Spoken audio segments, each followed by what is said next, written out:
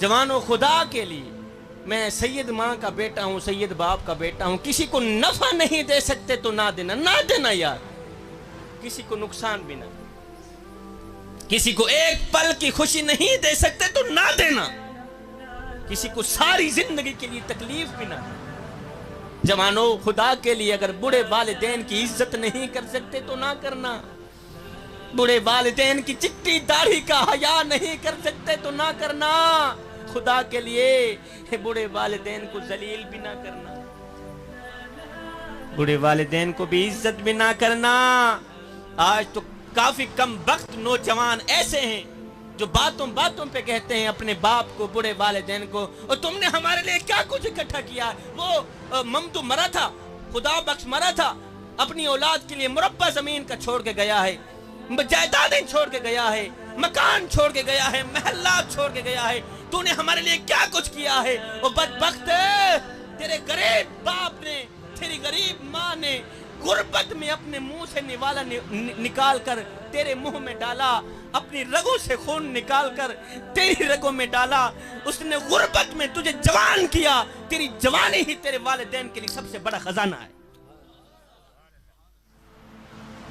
جب نوجوان کہتے ہیں تو نے ہمارے لیے کیا کچھ اکٹھا کیا، تو آگے بوڑھے والدین، غربت کے مارے والدین، پتہ ہے بیٹے کو کیا کہتے ہیں؟ بیٹے ایسا کیا ہیں، کیا اوقات سڈے کول ہے، کیا تے کو کیا دے،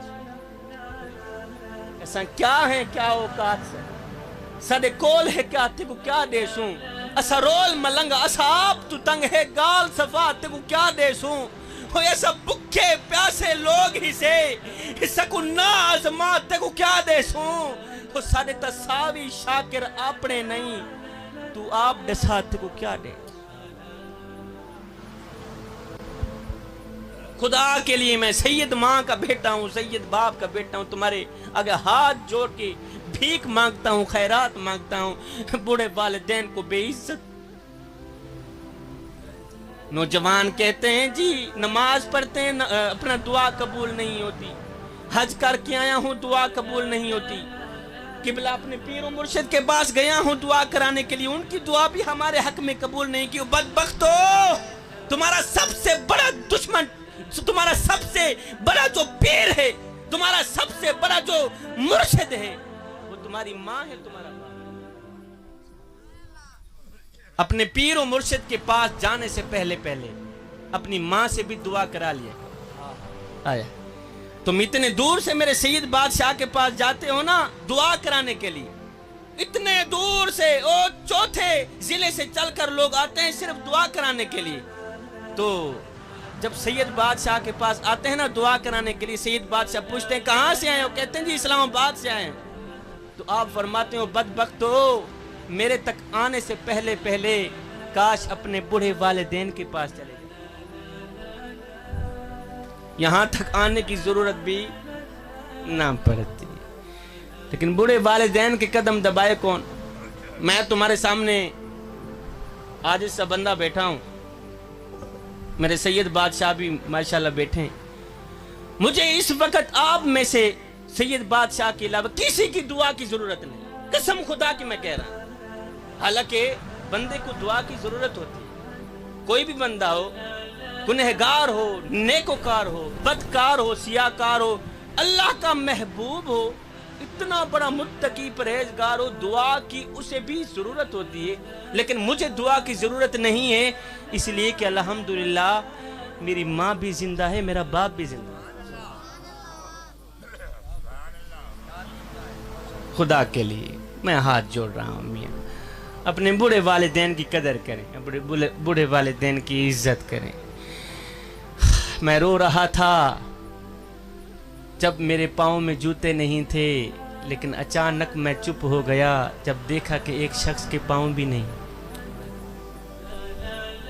جوانوں خدا کے لیے آخر میں ایک اہم بات دے کے اجازت چاہوں گا، میرے آواز ختم۔ قبلہ ہمارے یہاں ہمارے معاشرے میں ایک گندی سی عادت پھیلی جا رہی ہے، وہ یہ ہے کہ وہاں کی بات سن کر یہاں لگانا، یہاں کی بات سن کر وہاں لگانا، پھر دونوں بھائیوں کو آپس میں لڑانا، دونوں بھائیوں کو آپس میں جدا کر دینا۔ یہ تجھے زیب نہیں دیتا، تو حضرت انسان ہے، انسانوں والا کام کیا کر۔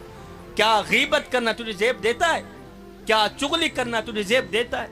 انسان نے کوئل سے پوچھا، جوانوں میری طرف دیکھو میں کیا کہہ رہا ہوں، انسان نے کوئل سے پوچھا اگر تو کالی نہ ہوتی کتنا اچھا ہوتا۔ انسان کی خصلت بتا رہا۔ انسان نے کوئل سے پوچھا اگر تو کالی نہ ہوتی کتنا اچھا ہوتا۔ پھر انسان نے سمندر میں بہتے پانی سے پوچھا اوے اگر تو کھارا نہ ہوتا کتنا اچھا ہوتا۔ پھر انسان نے ایک دن گلاب کو اٹھایا، تلی پہ رکھا، پوچھنے لگا اوے اگر تیرے اندر یہ کانٹے نہ ہوتے تو کتنا اچھا ہوتا۔ تینوں بول اٹھے اے انسان اگر تیرے اندر دوسروں کے عیب ڈھونڈنے کی عادت نہ ہوتی تو کتنا اچھا ہوتا۔ آج کا انسان دوسروں کے عیب ڈھونڈنے کی کوشش تو کرتا ہے لیکن اپنے گریبان میں جھانک کر کے نہیں دیکھتا کہ میرے اندر بھی کوئی عیب ہے یا نہیں۔ کاش کہ تمہیں اپنے گریبان میں جھانکنا آ جاتا، سارے مسئلے حل ہو جائے۔ اس نے کیا خوب لکھا، میں کو میڈا دکھ میں کو تیڈا دکھ۔ اب کس کا رونا رویا جائے؟ میں کو میڈا دکھ میں کو تیڈا دکھ، میں کو ہر مظلوم انسان دا دکھ، اور جتھے ظلم دی بھاپی بلدی ہے میں کو روہی چولستان دا دکھ، اور جتھے کوئی انصاف دا نہ کہنی میں کو پورے پاکستان دا دکھ۔ جڑے مر گئے ہیں نو تا مر گئے ہیں میں کو جون دے قبرستان دا۔ اب جو مر گئے ہیں میں ان کا گلہ کیوں کروں؟ مجھے تو زندہ قبرستان کا دکھ لگ رہا ہے۔ سنو میرے کریم نبی کی پیاری حدیث مبارک، سادے الفاظ۔ جوانوں میرے کریم نبی نے فرمایا میں اللہ کا حبیب ہوں، میں اللہ کا حبیب ہوں۔ پھر فرمایا جو جوان جوانی میں توبہ کرتا ہے وہ بھی اللہ کا حبیب بن جاتا ہے۔ تم میں سے کون سا ایسا نوجوان بیٹھا ہے جو آج ہی توبہ کرے اللہ کا محبوب بندہ بن جائے؟ اور جو توبہ کریں گے وہ ذرا ہاتھ کھڑا کرے نا۔ شکر الحمدللہ۔ آخر میں ایک اہم بات دے کے اجازت چاہوں گا۔ تمہارا یہ جو وہم ہے، یہ جو گمان ہے، اس وہم کے اندر، اس گمان کے اندر ہر وقت اگر یہ بات دوڑتی رہے کہ میں نے ایک نہ ایک دن اس دنیا فانی سے کوچ کر جانا ہے، تو میرے خیال میں کوئی بھی بندہ گناہ نہیں کرے گا، کوئی بھی بندہ کوئی خطا نہیں کرے گا، کوئی غلطی جان بوجھ کر نہیں کرے گا۔ وہ ایک بزرگ تھا، اللہ کے ولی تھے، ماشاءاللہ اللہ کے ولی کے قرب میں بیٹھ کے، سائے میں بیٹھ کے اللہ کے ولی کی کہانی سنا رہا۔ ایک اللہ کا ولی تھا، فقیر تھا، درویش تھا، متقی پرہیزگار تھا۔ اس بابے نے کیا کیا ہوا تھا، کندھے کے اوپر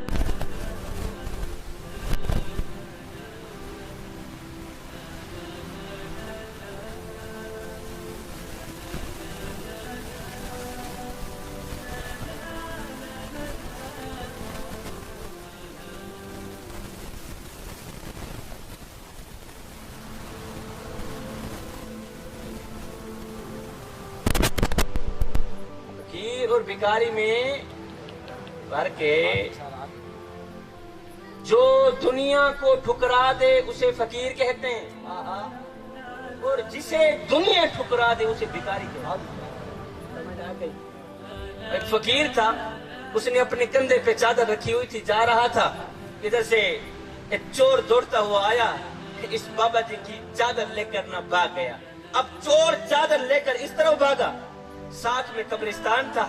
اس فقیر نے کیا کیا، قبرستان کی طرف دوڑا، چور چادر لے کر اس طرف بھاگا۔ فقیر نے کیا کیا، ساتھ میں قبرستان تھا، قبرستان کی طرف دوڑ لگا دی۔ سید بادشاہ نے دیکھا، پوچھا میاں تیری بھی عجیب کہانی ہے، چور چادر لے کر اس طرف بھاگ رہا ہے، تو بجائے چور کے پیچھے بھاگنے قبرستان کی طرف کیوں بھاگ رہا ہے؟ بجائے چور کے پیچھے بھاگنے قبرستان کی طرف کیوں بھاگ رہا ہے؟ اس فقیر نے کہا میاں میں قبرستان کی طرف اس لیے بھاگ رہا ہوں کہ یہ چور جہاں مرضی آئے چلا جائے، آخر اس نے آنا تو قبر میں، تو جب یہ قبر میں آئے گا میں اسے اپنا حساب چکتا کر لوں۔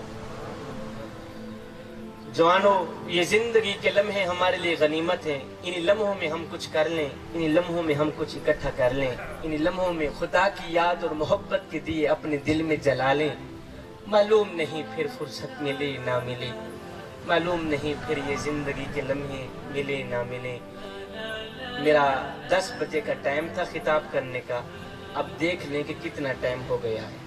میں 9 بجے کا یہاں آیا بیٹھا ہوں، 10 بجے کا انتظار کر رہا تھا، اب الحمدللہ 1 بجنے والا ہے۔ کوئی بات نہیں ہے، چلو پھر تو یہ بلائیں گے نا، پھر میں بھی ان سے پچھلا حساب چکتا کر لوں۔ کوئی بن گیا رونق پکھیاں دی، کوئی چھوڑ کے شیش محل چلیا،